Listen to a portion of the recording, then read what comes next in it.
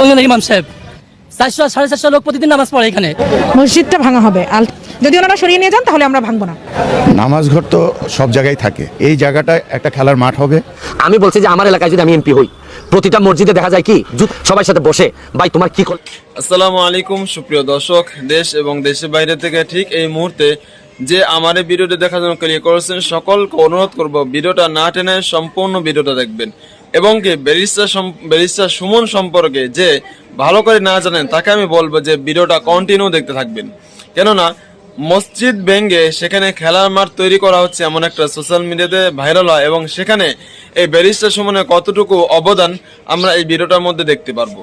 তো চলুন সেই মূল ভিডিওটা দেখি। দেখার আগে সকলের কাছে অনুরোধ করবো যারা এখনো আমার চ্যানেলটা সাবস্ক্রাইব করেন নাই তারা অবশ্যই সাবস্ক্রাইব করে সাথে বেল বাটনটি অন করে দিবেন। তো চলুন সেই মূল ভিডিওটা দেখে আসি, তারপরে বিস্তারিত আলোচনা করি। আশা করি সঙ্গে থাকবেন। পিছনে আপু একটা মসজিদও আছে, এটাও ভাঙা হবে কিনা?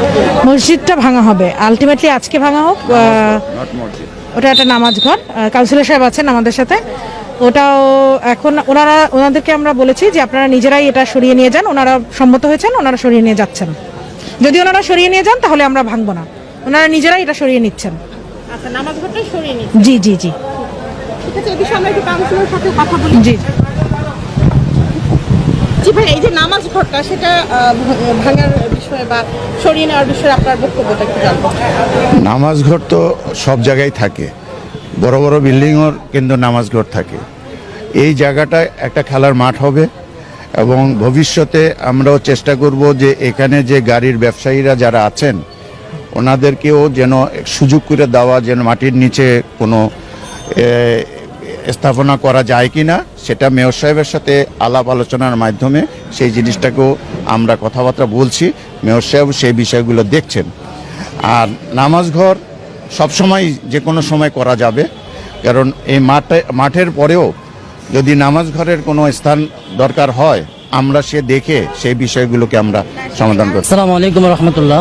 আসলে খুব দুর্ভিজ্ঞ, খুব আত্মনাথের সাথে বলতেছি। আমি যেহেতু এখানকার আমি মুক্তাঙ্গনের ইমাম সাহেব, আমি দীর্ঘ রানিং 5 বছর চলতেছে। তা আসলে কি বলবো, এখানে সাংবাদিক ভাইরা, সম্মানিত বড় ভাইরা আছেন, আপনারা ভিতরে ভিডিও করছেন যে ভিতরে কি অবস্থা। তো এখানে রাস্তার প্রতিক্রিয়া তারা এখানে নামাজ আদায় করে মাগরিবের সময়, ভিতরে 5 কাতার এবং বাইরেও 4-5 কাতার, অল মিলে প্রায় 400-450 লোক প্রতিদিন নামাজ পড়ে এখানে। কিন্তু আজকে যখন দুর্ভাগ্যের সাথে বলতে চাই, খুব অতি দুঃখের সাথে বলতে চাই, যখন শুনলাম যে এখানে ম্যাজিস্ট্রেট সাহেব আসছেন, আমাদের কমিশনার সাহেব আছে, যে আমাকে বলা হলো যে মসজিদের যা কিছু আছে সরাই ফেলান, মসজিদ এখনই ভেঙে ফেলা হবে। আমি আপনাদের কাছে দাবি রাখতে চাই, এই মসজিদ কিন্তু কারোর ঘর না, এটা কিন্তু আল্লাহ তাআলার ঘর।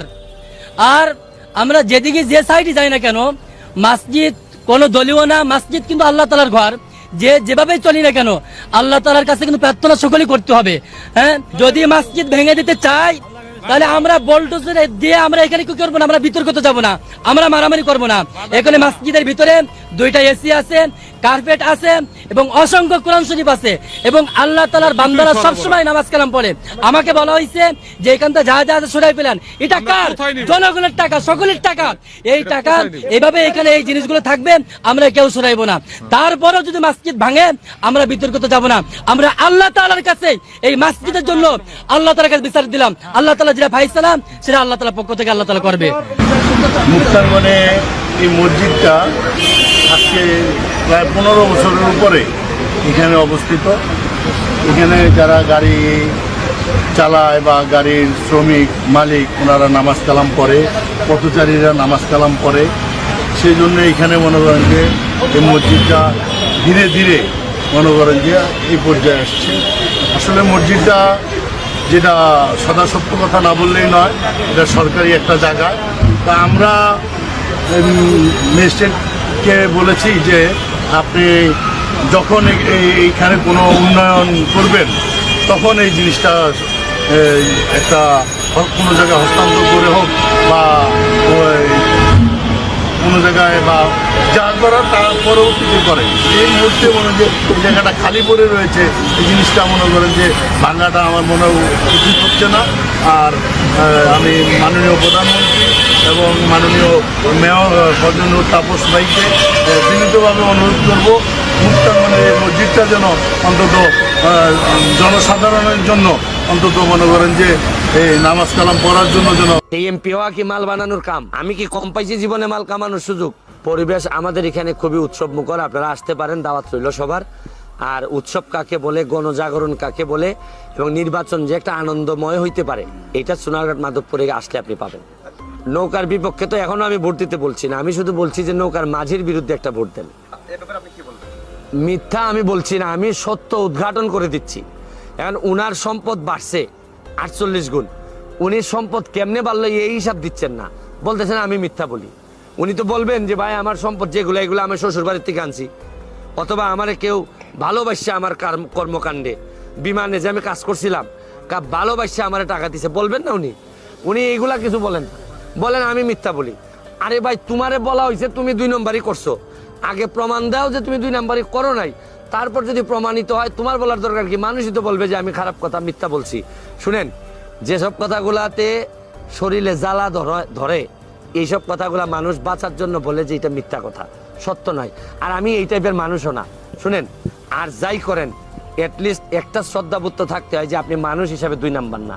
প্রতিযোগিতা আপনার সাথে থাকতেই পারে, কিন্তু যেদিন থেকে দেখছি উনি 48 গুণ জমা বাইরা 318 লাখ টাকা ওনার অ্যাকাউন্টে এখন আছে। উনি এমপিও হিসাবে শুরু করছিলেন 6 লাখ টাকা দিয়া। তো এমপি হওয়া কি মাল বানানোর কাম? এমপি হওয়া হচ্ছে কি আপনি মাল কামানোর সুযোগ পাইলেও কামাবেন না। আমি কি কম পাইছি জীবনে মাল কামানোর সুযোগ? কিন্তু আমি আমার এলাকায় সব খরচ করে দিছি। আর আপনারা এইগুলা ধরেন, আপনারা সাংবাদিক যারা, তারাও এইসব কথা বলেন, কারণ এমপি হওয়া কি মাল বানানোর জায়গা নাকি? এটা 5.5 লক্ষ 8 লক্ষ মানুষ না খেয়ে থাকলে এটার দায় আপনাকে নিতে হবে। এই জন্যই আমি বলছি যে সময় আসছে এই ধরনের মাঝি বদল করার, নাইলে নৌকা সুরক্ষিত থাকবে না। Thank you. ভাই একটা প্রশ্ন, বাহুবল থেকে জুতা চোর আশা নিয়ে মন্তব্য করা আপনার প্রতি বাহুবলবাসী ক্ষিপ্ত, এমন মন্তব্যের কারণ কি? ভাই আমি এটা বাহুবলবাসীর কাছে আমি পরিষ্কার করছি, আমি বলছি ওনারা না বুঝে আমাকে ভুল বুঝছে।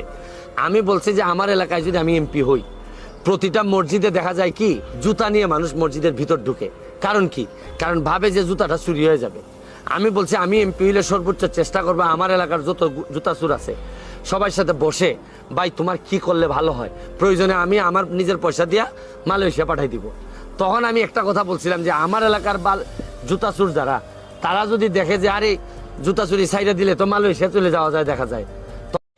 ভিডিওটা দেখার জন্য অনেক অনেক ধন্যবাদ। ভিডিও সম্পর্কে আপনার কি মতামত সেটা অবশ্যই কমেন্ট বক্সে কমেন্ট করে জানাবেন। ভিডিওটা অবশ্যই লাইক করবেন, চ্যানেলটা সাবস্ক্রাইব করে সাথে বেল বাটনটি অন করে দিবেন। দেখা হবে কোনো নেক্সট ভিডিওতে। আল্লাহ হাফেজ।